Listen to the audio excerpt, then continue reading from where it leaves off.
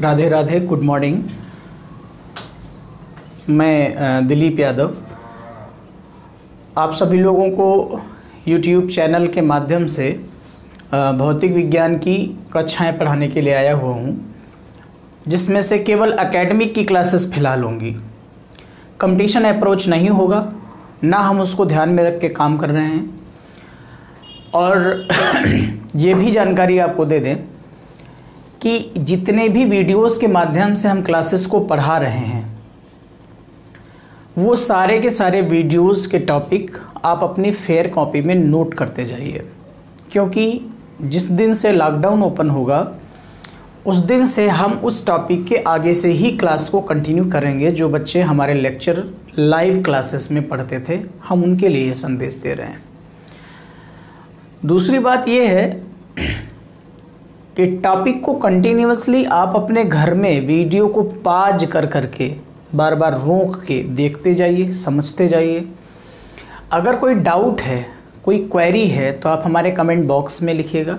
हम उस क्वेरी को शॉर्ट आउट करके अगले वीडियो में आप तक पहुंचा देंगे। और जो महामारी इस समय चल रही है, कोशिश ये करिए कि आप सब लोग घर में रहिए, अनुशासन की विचारधारा से जुड़े रहिए और अपने अध्ययन को इसी तरह की गति देते रहिए। हमारे लोगों के एफर्ट आप सब लोगों के लिए हैं। लगातार पूरी अध्यापक टीम काम कर रही है। आप सब लोगों का काम है पढ़ाई करना। YouTube के इस चैनल के माध्यम से आपको दिलीप सर यानी हमारे और KL सर जी यानी इंग्लिश की क्लास के लेक्चर्स मिलते रहेंगे। और आप लोग इस चैनल को अपनी सुविधा के लिए सब्सक्राइब कर लीजिए, ताकि जैसे ही कोई वीडियो अपडेट होगी वो आप तक पहुंच जाएगी। ठीक है, 12th क्लास की फ़िज़िक्स की हम बात करते हैं। कई क्लासेस में हमारे लेक्चर थे 12th क्लास के, तो मुझे ज़्यादा तो ध्यान नहीं आ रहा है कि मैं कहाँ से टॉपिक शुरू करूँ, क्योंकि लंबा समय है और पैरेलल कई क्लासेस में अलग अलग टॉपिक चल रहे थे। फ़िलहाल थोड़ी जो सटीक जानकारी हम तक पहुंची है वो ये है कि हम डाइपोल पढ़ा रहे थे फर्स्ट पेपर फिजिक्स में। तो हम डाइपोल की ही कहानी बताते हुए आगे हम क्लास को प्रोसीड करते हैं। चलिए देखते हैं। डाइपोल, जिसे आप कहते हैं वैद्युत द्विध्रुव, जिसे आप कहते हैं वैद्युत द्विध्रुव, इंग्लिश होती है इलेक्ट्रिक डाइपोल। वैद्युत द्विध्रुव क्या है? देखिए, मैंने क्लास में इस टॉपिक को समझा दिया था। मैं आपको फिर समझाता हूं कि ध्रुव शब्द की उपपत्ति कहाँ हो जाती है, कहाँ हम पोल की बात करते हैं। जहां पर दो एक जैसी वस्तुएं परंतु किसी एक गुण में विपरीत उपस्थित होती हैं, वहीं पर हम ध्रुव जैसे शब्दों का उपयोग करते हैं। आप पॉलिटिक्स में भी इसे देखते हैं कि ध्रुवीकरण हो रहा है, पॉलिटिक्स में पोलराइजेशन हो रहा है। तो पोलराइजेशन का अर्थ ये हुआ कि हम उसको on the basis of caste, on the basis of religion, धर्म के आधार पर, जाति के आधार पर लोगों को बांटने की कोशिश कर रहे हैं। इसे हम ध्रुवीकरण की संज्ञा देते हैं। अब यहाँ पर द्विध्रुव का अर्थ क्या है? आप सब जानते हैं, कोई भी पदार्थ, किसी भी पदार्थ में जो उसके स्पिरिट में है, जो उसके मूल में है, जो उसकी प्रमुख जड़ में है, वो इलेक्ट्रॉन, प्रोटॉन और न्यूट्रॉन है। नाभिक में न्यूट्रॉन और प्रोटॉन रहते हैं और इलेक्ट्रॉन चारों ओर चक्कर लगाते हैं और इलेक्ट्रॉन चारों ओर चक्कर लगाते हैं। अब कुछ ऐसे एटम्स हैं, कुछ ऐसे परमाणु हैं, जिन परमाणुओं में इलेक्ट्रॉन और प्रोटॉन जो होते हैं वो एक एक कोने में व्यवस्थित हो जाते हैं। मतलब कुछ ऐसे, जैसे मैं एक एटम की बात करूं तो एक कोने में उसके न्यूक्लियस के प्रोटॉन्स और दूसरे कोने में सारे इलेक्ट्रॉन्स। तो कहने का अर्थ ये हुआ कि एक साइड में पूरा प्लस चला गया और दूसरे साइड में पूरा माइनस चला गया। बाकी आप जानते ही हैं कि परमाणु विद्युत का उदासीन होता है। Atom is electrically neutral. इसका मतलब ये है कि जितना पॉजिटिव चार्ज इधर होगा उतना ही नेगेटिव चार्ज इधर होगा। लेकिन कुछ ऐसे एटम्स हैं जिनमें एक साइड में पूरा प्लस है और दूसरे साइड में पूरा माइनस है। ऐसे जितने भी एटम्स हैं वो सारे के सारे एटम्स इलेक्ट्रिक डाइपोल कहे जाएंगे। यानी मैं अगर आपसे कहूं कि आप अपने घर में बैठकर जहां इसको पढ़ रहे हैं वहां से मैं कहूं कि आप इसे सोचिए कि ये क्या है, तो आप कहेंगे कि सर इसका अर्थ ये है कि एक ऐसा निकाय, एक ऐसी व्यवस्था जिस व्यवस्था में दो बराबर और विपरीत प्रकृति के आवेश एक दूसरे से कुछ दूरी पर रख दिए जाएं, एक दूसरे से कुछ दूरी पर रख दिए जाएं, उसे हम वैद्युत द्विध्रुव कहते हैं। यही परिभाषा आपको समझ में आ रही होगी। यानी मैं इस तरह से अगर बात करूं कि इधर हमने माइनस क्यू रखा तो इधर हम प्लस क्यू रख देंगे, या हमने इधर प्लस क्यू रखा तो इधर हम माइनस क्यू रख देंगे, ये डाइपोल हो गया। इसे हम द्विध्रुव कहते हैं। द्विध्रुव की जो बीच की दूरी है, द्विध्रुव को जब हम पढ़ते हैं तो कुछ ऐसे क्वेश्चंस क्रिएट होते हैं जिनका समाधान बच्चे को चाहिए ही होता है और किताबें अक्सर उसे नहीं लिखती हैं, जो बहुत कॉमन बेसिस पर आधारित हैं। जैसे एक तो यही बात है कि आपकी 10+2 लेवल की बुक्स जितनी हैं वो अधिकांशतः डाइपोल के चार्जेज के बीच की डिस्टेंस को 2L से लिखती हैं, जो न्यूमेरिकल्स में कभी कभी प्रॉब्लम क्रिएट कर देता है। तो एक तो यही क्वेश्चन बच्चा पूछता है कि सर इसके बीच की दूरी D क्यों नहीं, L क्यों नहीं, X क्यों नहीं, 2L ही क्यों। तो बहुत ऑब्वियसली इस बात को समझना चाहिए कि जब आपको कभी इसके बीच की दूरी करनी पड़ेगी तो आप इसको हाफ कर देंगे। तो यहाँ पर कोई भिन्न नहीं बना, कोई फ्रैक्शन नहीं बना जिससे हम उसको आसानी से समझ सकते हैं और पढ़ सकते हैं। अभी जब मैं इसका उदाहरण दूंगा तो ये बात आपको बिल्कुल क्लियरली समझ में आएगी कि नहीं, हाँ ये बात सर जी सही कह रहे थे। ठीक है। दूसरी बात, अधिकांशतः किताबें पहले माइनस लिखती हैं फिर प्लस लिखती हैं। मैंने इस एग्जाम्पल में पहले प्लस लिखा है फिर माइनस लिखा है।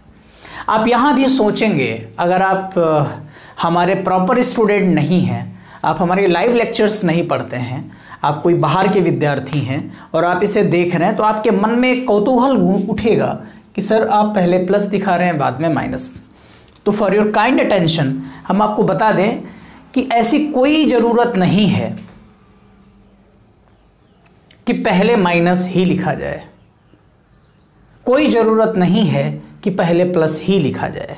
ज़रूरत सिर्फ एक बात की है, वो ये कि बराबर और विपरीत चार्जेस एक दूसरे से कुछ दूरी पर उपस्थित होने चाहिए। ऐसे सिस्टम को हम डाइपोल कहेंगे,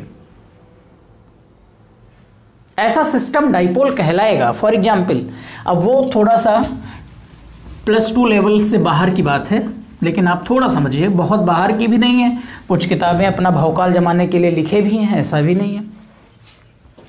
देखिए, जैसे मैं बताता हूँ, एक इक्विलेटरल ट्राइंगल है और इस इक्विलेटरल ट्राइंगल में यहाँ पर -2q चार्ज है, यह +2q चार्ज है और यहाँ -q है और यहाँ -q है। The distance of the sides is a। चूँकि इक्विलेटरल है यानी समबाहु है, तीनों बराबर हैं। आप देखिए, ये +2q है, ये -q है, ये -q है, यानी टोटल माइनस कितना होगा, -2q, टोटल प्लस कितना होगा, +2q, टोटल चार्ज जोड़ो कितना आएगा, 0। इसका क्या मतलब है? इसका मतलब ये है कि this is also example of dipole. यह भी डाइपोल का ही उदाहरण है,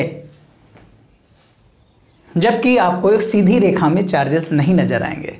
ये क्वेश्चन कुछ +2 लेवल की बुक्स भी लिखती हैं और कंपटीशन का बहुत जनरल क्वेश्चन है। क्वेश्चन पूछा जाता है कि निकाय का डाइपोल मोमेंट निकालो, वैद्युत द्विध्रुव आघूर्ण निकालो। जिसे हम आपको आगे की अभी टॉपिक में समझा रहे हैं। तो द्विध्रुव समझ में आया। एक ऐसा निकाय जिसमें दो बराबर किंतु विपरीत आवेश एक दूसरे से अल्प दूरी ब्रैकेट में 2l पर स्थित होते हैं। अब 2l को तुम d मान लो, कोई फर्क नहीं है, कोई फर्क नहीं है। हाँ, क्या कुछ ऐसे एटम्स हैं जिसके बेस पर इस परिभाषा को बनाया गया? क्या कोई ऐसे एटम्स पॉसिबल हैं जिसके आधार पर इस परिभाषा को बनाया गया? तो बिल्कुल हैं। अगर है नहीं तो इसका दिमाग में इमेजिन कैसे हुआ? जैसे the best examples of electric dipole is H2O, HBr, HCl, NH3 आदि। यह भी क्वेश्चन पूछा जाता है। किसी एक प्राकृतिक वैद्युत द्विध्रुव का नाम बताइए। हमने प्राकृतिक शब्द का प्रयोग कर दिया भाई, इसका कुछ और मतलब समझ में आपको आना चाहिए कि प्राकृतिक के अलावा कोई दूसरा भी इसका हैंडल होना चाहिए। जैसा दिलीप सर इंडिकेट कर रहे हैं कि अगर हमने इधर प्राकृतिक कहा है तो इसका मतलब फिर कुछ कृत्रिम भी है। अगर नेचुरल है तो कुछ आर्टिफिशियल भी है, तो बिल्कुल है, उसकी चर्चा फिर कभी होगी। फिलहाल आप ये डाइपोल के एग्जाम्पल समझिए। जिसने नोट्स ना बनाए हो वो नोट्स बनाएगा।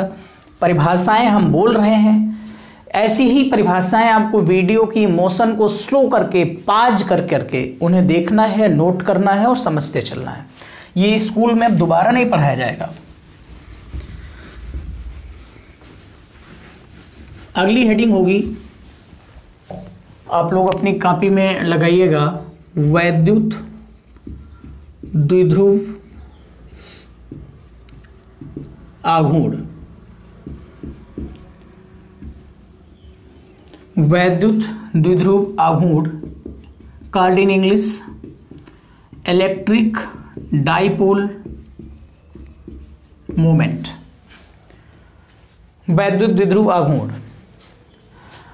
तो ये जो वैद्युत द्विध्रुव आघूर्ण है, इलेक्ट्रिक डाइपोल मोमेंट है, ये कुछ नहीं है। एक डाइपोल आपको बनाना है, यहाँ दो चार्जेस लेने हैं, -q, चाहे पहले प्लस ले लीजिए, कोई इशू नहीं है।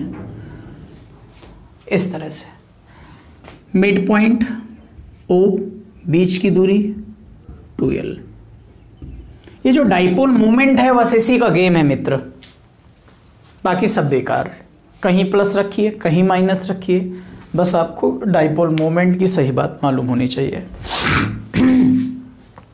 डाइपोल मोमेंट, वैद्युत द्विध्रुव आघूर्ण निकालने के लिए आप आवेश का मान ले लें। ध्यान रखिए, आवेश के चिन्ह से कोई लेना देना नहीं है, आपको केवल मैग्नीट्यूड ऑफ चार्ज लेना है। मैग्नीट्यूड ऑफ चार्ज, वैद्युत द्विध्रुव आघूर्ण P बराबर कोई एक आवेश और आवेशों के बीच की दूरी, यानी ये बना P बराबर 2ql। क्लियर, समझ में आया? परिभाषा कैसे बनेगी? वैद्युत द्विध्रुव के किसी एक आवेश के परिमाण तथा आवेशों के बीच की दूरी के गुणनफल को वैद्युत द्विध्रुव आघूर्ण कहते हैं। इसे स्मॉल p से रिप्रेजेंट करते हैं और यह एक सदिश राशि है, इसको भी आप जानिए। देखिए यह एक सदिश राशि है, इसका मतलब इसका वेक्टर फॉर्म पॉसिबल है। अगर सदिश है तो वेक्टर फॉर्म पॉसिबल होगा, आप जानते हैं। तो यहाँ लिखेंगे सदिश रूप में, या इसको इंग्लिश में बोलते हैं वेक्टोरियली, सदिश रूप में 2ql। चूंकि चार्ज तो अदिश है इसलिए उस पर वेक्टर नहीं लगेगा। हाँ, इसका अगर हम ऐसा यूनिट निकालना चाहें तो इसका ऐसा यूनिट क्या होगा? इसका ऐसा यूनिट होगा, इसका ऐसा यूनिट कूलाम और इसका ऐसा यूनिट मीटर, यानी ऐसा यूनिट होगा कूलाम मीटर। डायमेंशनल फार्मूला इसका क्या होगा?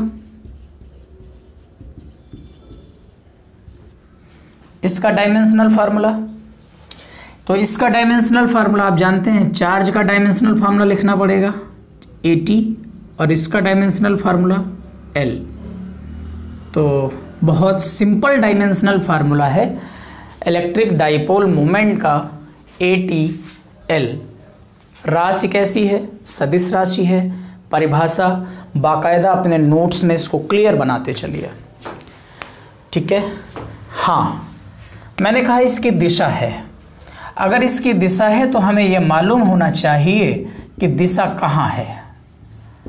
अगर इसकी डायरेक्शन है तो डायरेक्शन मालूम होनी चाहिए कि डायरेक्शन कहाँ है। जब तक हम इस बात को नहीं समझेंगे तब तक कैसे बात बनेगी। तो इसकी डायरेक्शन बच्चों होती है -2 प्लस, माइनस चार्ज से प्लस चार्ज की ओर। समझ आ रही बात? माइनस चार्ज से प्लस चार्ज की ओर, मतलब लाइक दिस, इस तरह से। ये हो गया डाइपोल मोमेंट। बहुत ज़रूरत लगेगी P बराबर 2L की, आप इसे ध्यान रखेंगे। बात क्लियर समझ में होगी? आ गई होगी।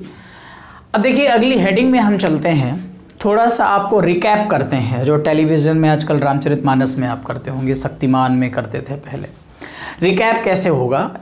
इसमें पीछे आपने क्या पढ़ा था? इसमें पीछे कभी आपने पढ़ा था E=, इसी चैप्टर में 1/4πε0 Q/r²। क्या था? एक पॉइंट चार्ज के कारण किसी भी बिंदु पर कितना इलेक्ट्रिक फील्ड क्रिएट होगा, that was equals to 1/4πε0 Q/r²। कुछ इस तरह से फिगर बनाया था, ऐसे r दूरी पर यहाँ कोई पॉइंट होता था। चार्ज अगर प्लस था तो मैंने कहा था डायरेक्शन प्लस से बाहर होती है। अगर चार्ज ये माइनस होगा तो यही डायरेक्शन इधर होगी। ये बात हम सब पढ़ा चुके हैं, बस आपको आगे का टॉपिक अच्छे से समझ में आया है इसलिए दोबारा उसको थोड़ा सा समझा रहे हैं, ठीक है। आप इसे समझ लीजिए।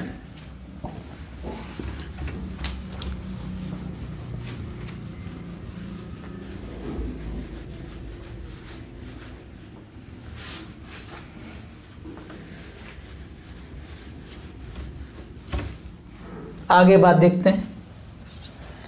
आगे बात है वैद्युत द्विध्रुव की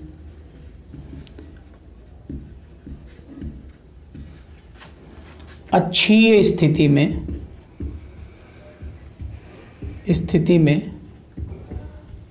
वैद्युत क्षेत्र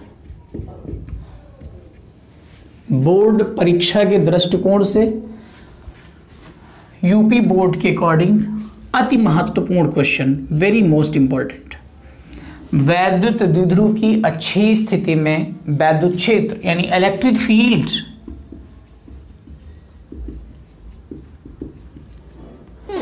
इन एक्सियल पोजीशन ऑफ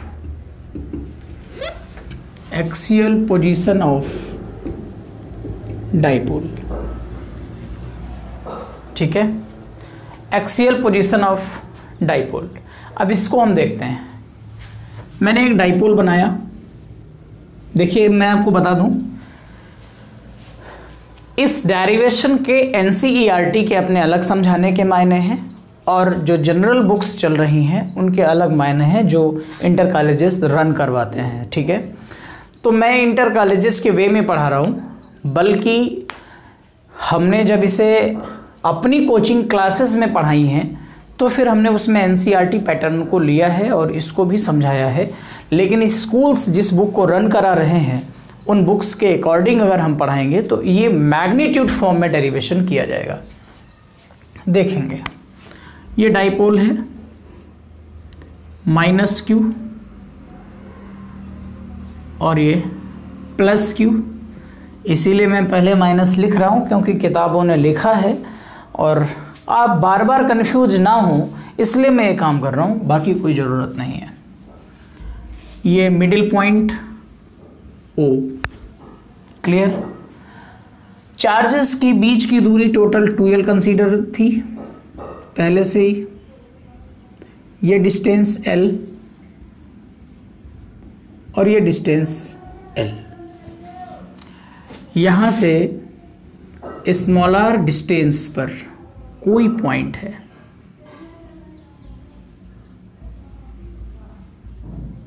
ये P, जहाँ पर हमको इलेक्ट्रिक फील्ड चाहिए। मैं आपसे कहता हूँ कि अगर ये डिस्टेंस इस Q से P की देखें तो हम कहेंगे ये डिस्टेंस होगी R माइनस L, इतनी L ख़त्म करनी पड़ेगी। और इस पॉइंट से अगर हम डिस्टेंस कंसीडर करेंगे तो यही डिस्टेंस होगी R प्लस L। बाकी का वीडियो अगले लेक्चर में मिलेगा। आप घर में रहिए, खूब खुश रहिए, अच्छे से पढ़िए, अपने स्वास्थ्य का ख्याल रखिए। बहुत बहुत धन्यवाद। Take care.